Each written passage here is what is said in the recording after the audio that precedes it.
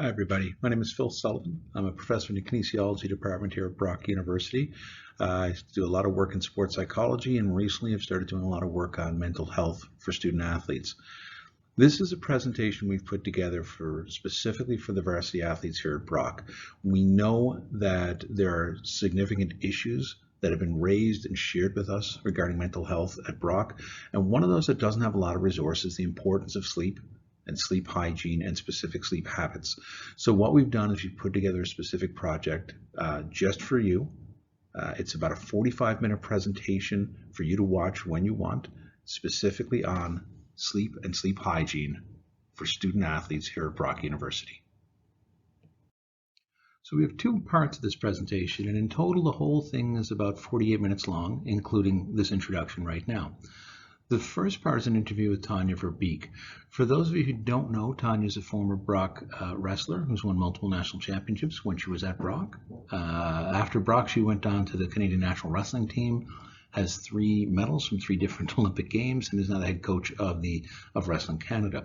So she has a lot of really good experience as a coach and as an athlete that she was really happy to share with us. That's about a 12-13 minute video. Just as a heads up, we recorded it outside because of COVID restrictions, so there is a little bit of background noise, but definitely some really, really good information there. Now, the entire presentation with Tonya is really informative, but just to give a little heads up, if you want to skip around for key aspects, at about the 6-minute mark of the entire video, including this introduction, Tonya talks a little bit about sleep habits and how important they are. At about the 8-minute mark, she talks about the value of prioritization as a student athlete. And then at about the 12-minute mark, she talks about the making sleep habits specific deliberate practices. And those are really 3 interesting keys. Again, the whole interview, the whole talk is very informative. And in total, it's only about 12 minutes long. After that, we have a presentation from a sleep researcher from the United States, Dr. Roxanne Pritchard from St. Thomas University. She does a lot of work with NCAA athletes in the United States on sleep, sleep hygiene, and sleep habits. So what she brings to the table really is a lot of evidence and a lot of research about it. She talks for about 30-32 minutes. Again, everything is extremely informative. She's very well qualified to give this talk. But in terms of some key introductory points or things that you might want to highlight, at about the 17-minute mark of this entire video, she talks about the relationship between sleep and human performance and human functioning. At about the 20-minute mark, she talks about factors that control sleep. At about the 29-minute mark, she talks about sleep challenges for varsity athletes. And then at about the 36-minute mark of the presentation of the video, she talks a lot about the relationship between sleep and injury. So a lot of really good information, some from a practical lived experience with Tonya Verbeek, some from a research evidence-based perspective with Dr. Pritchard. The entire presentation, which is about 48 minutes long, is extremely informative, but if you choose to go back and forth and find specific highlights, those are ones that I would recommend. Hi everyone, our guest for this segment is Tonya Verbeek. Tonya is a former Badger, student athlete and coach. She completed 3 degrees here at Brock, undergraduate in Rec and Leisure, Bachelor of Education and Masters of Education. While she was here, she won multiple national championships as a wrestler. She's been to 3 Olympics and won 3 Olympic medals.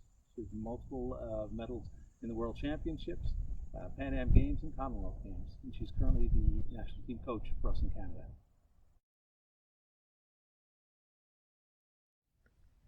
So thanks for helping out, Tonya. Thank you. Can you tell us in your experience how sleep affected you as an athlete in terms of your physical performance and mental health? Now, for me, in my times as an athlete, especially as a student athlete, it was extremely important for me to be able to have my regular sleep throughout the week. You know, having to juggle training and schoolwork and part-time jobs. For me, sleep was the constant in my life that helped ensure that I had proper recovery, that I felt well rested, that, you know, my overall health, mental health was, you know, steady and balanced. And I think that having a sleep routine was extremely important for me. Now, as a coach, do you find anything different for the athletes that you coach? You know, how an athlete shows up, I think it sometimes can indicate if they haven't been sleeping regularly and consistently, in terms of, you know, their focus at practice. You know, it really is important for prevention of injury and, you know, just altogether recovery and being able to, you know, have an important, you know, a long week of training. It can catch up to you. So I think, you know, noticing that in your athlete, I think it's important as a coach to say, okay, how have you been sleeping? Are you getting your proper rest? That sort of thing. So it's an essential priority as an athlete. Absolutely, something that I think we take for granted at times, that we may not put as top of our priority, but something that I think is extremely critical throughout the school year, and especially when, you know, the training load is hard and competition season starts to kick in, that sort of thing. Thanks.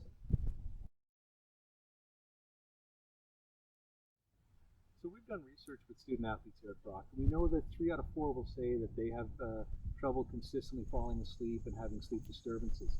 Do you have any suggestions that they could use for consistent sleep habits? Yes, for sure. I think the main thing is knowing yourself and what works for you, and what you need in order to have a proper night's sleep. I think that the one thing is, you know, having that consistent schedule. So going to bed at you know, the same time at night, and waking up the next morning around the same time. So, you know, your body's starting to develop that routine. Just also what you do prior to bed, and, you know, making sure that you're eating healthy foods, and recognizing maybe your caffeine intake, your alcohol consumption, limiting those, especially prior to nighttime and sleep. I think the other thing is just knowing what works for you in terms of like sleep aids. So for me, you know, I needed white noise in the background. I'm a light sleeper, so I need to make sure that I'm not going to be able to like have something wake me up. So having a fan, for example, wearing earplugs if needed, and, you know, knowing what your sleeping environment is really important. You know, having that quiet, dark space, the cool space, that sometimes is helpful. Those sort of things. So finding what works for you, and, you know, having that opportunity to be somewhere that feels, you know, you feel rested, you feel relaxed, and keep up with those routines is really important. Great. So we know that a lot of our athletes volunteer and have part-time jobs in addition to being a student athletes, and that can lead to an inconsistent schedule. Would you have any specific suggestions for those student athletes?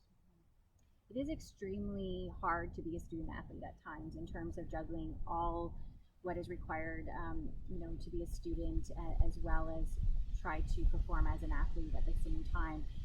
It can be very enjoyable, but it can also be very stressful.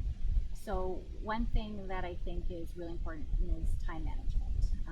You know, looking at your week ahead of time, prioritizing what are the most important pieces, and just setting those boundaries for yourself in terms of, you know, I can only do a certain amount, I only can give a certain amount per day, and having those non-negotiables I think will be really important.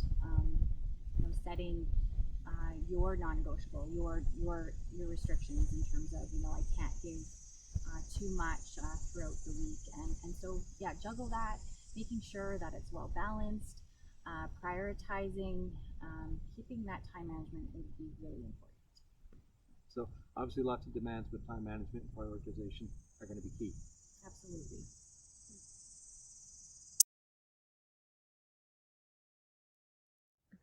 Would you have any specific suggestions or best practices for sleep prior to a really important competition?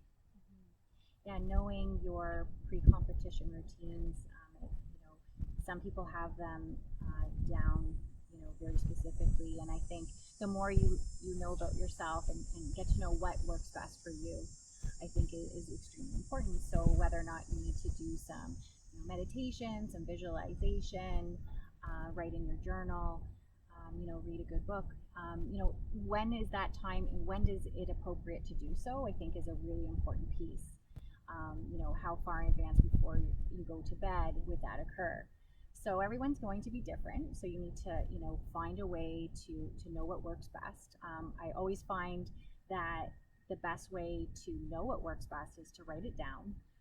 If something really was helpful for you in that, the routine that you had for that competition, it really worked, and you had a really great rest and sleep, write it down. Take note of what really has made a difference for you. And if it doesn't work, why? Kind of going back to some of those things that happened before sleep.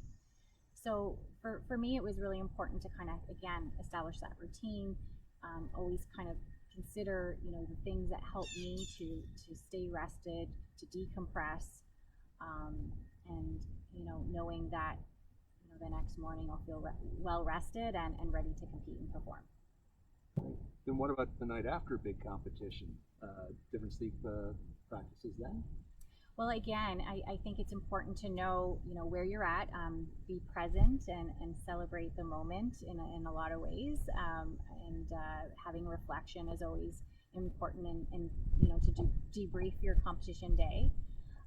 Trying to stick to that schedule as best as possible. I mean, we're going to be well-balanced human beings here, and we know that there's a time to celebrate, and there's a time to, again, maybe just park the celebration until, what is next. And, some people will have competitions back to back, and other times, you're going to have, weeks in between. So know where you're at, know what's ahead, and try to be mindful of that as best as you can. So nice deliberate practices the night before and deliberate practices the night after. Absolutely. Always important to establish that, and the more that's familiar with you, and it becomes easier and easier as you go throughout your athletic career. Great.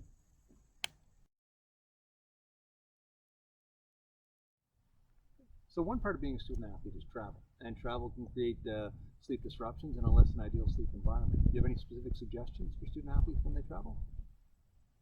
Yes, for travel, it's really important to mimic your natural sleep environment as much as you can. Making sure that you have all your comfort sleeping aids with you. For example, your pillow. If you need a sound machine, for example, earplugs, those type of things. The other thing that I find really helpful is just being able to room, if you have to room with someone that has similar sleeping patterns as you and priorities. That can be really good in terms of keeping on that regular schedule. The other thing that I think is really important is just limiting distractions as much as possible. Parking your phone, putting it on sleep mode, maybe putting it in a different room. If you're tempted to always constantly grab and try to stay connected to people at home, etc. So, having that time to just be able to sleep and not focus on anything else other than just resting. So limiting distractions would be really important. So limit distractions and mimic the home environment. What about student athletes that actually have to travel to a different time zone? Any specific suggestions for that? Yeah, so there's definitely a lot of jet lag strategies out there that people can look at. But I know that some things that are really important is just, live and create your patterns and your routines around the time zone you're in. So, your regular meal times, your regular sleeping times would be to that time zone. And also just, again, trying to limit who you're connecting with and when you're connecting with the people back at home, ensuring that you're doing what is best for you and prioritizing the socialization piece. So it's very easy to just pick up your phone and text someone back at home, or call someone because that's familiar. It's familiar territory, and I think it's important, but just making sure that you're kind of putting it in within again, the schedule you need where you're traveling. So your schedule, your time zone, not the home time zone. That's right. Okay.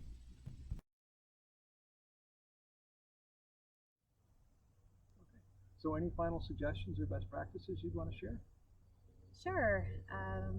It's never going to be perfect. You're going to have days and that you're not going to feel always rested because you had a bad night's sleep. Recognize that that's going to happen, and do your best to try to get back into your regular schedule. One thing I found really helpful and is important, I know with the athletes I coach, is just having naps scheduled into your day. Having time to rest your body and your mind can go a long way to get you through the next practice, to get through your next class. And so keep that in mind. Naps are a good thing as long as you're not napping hours and hours at a time, and making sure you're getting up at appropriate time before practice would be really helpful too. What about the screen time before bed? Yes, definitely.